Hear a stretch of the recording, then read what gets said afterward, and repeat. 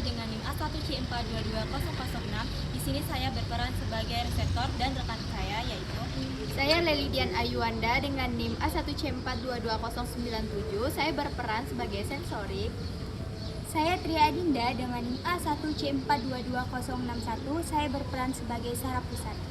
Saya Nadia Lorenza dengan NIM A1C4222067. Saya berperan sebagai efektor. Selamat menyaksikan.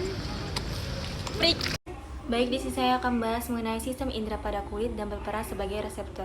Nah, perlu kita ketahui bahwa terdapat langkah-langkah umum pada sistem indera yang ada pada kulit.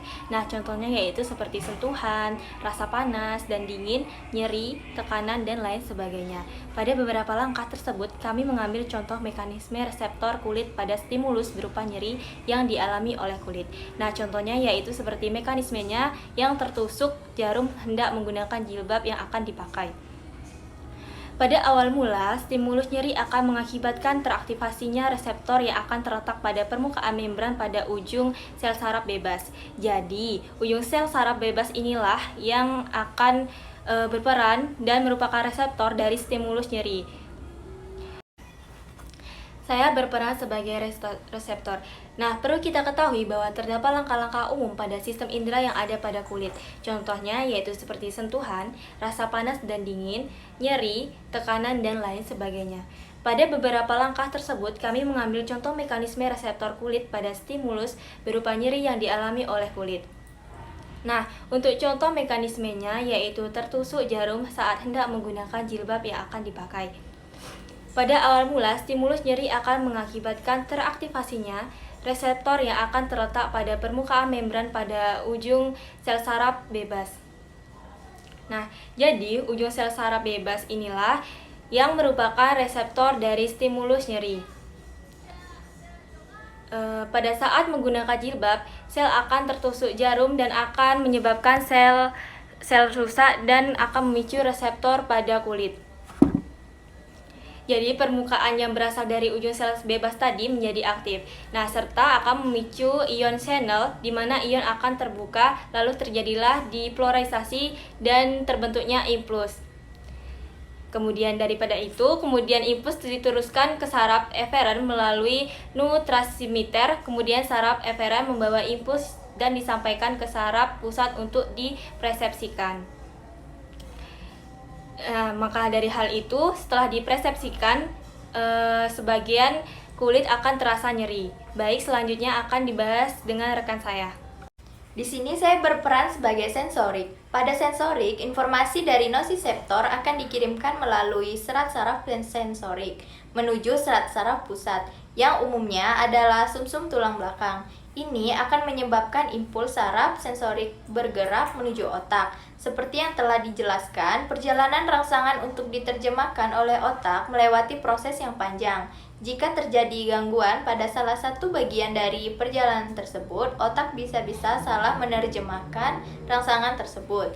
Salah satu gangguan pada fungsi saraf sensorik adalah neuropati perifer, yaitu sebuah kondisi saat terjadi gangguan pada jalannya rangsangan pada saraf tepi. Selanjutnya peran selanjutnya akan dijelaskan oleh materi berikutnya. Baik, selanjutnya di sini saya berperan sebagai saraf pusat. Nah, jadi sistem saraf pusat terdiri dari otak dan sumsum tulang belakang. Nah, pada sumsum tulang belakang, impuls sensorik akan diolah dan diteruskan ke otak.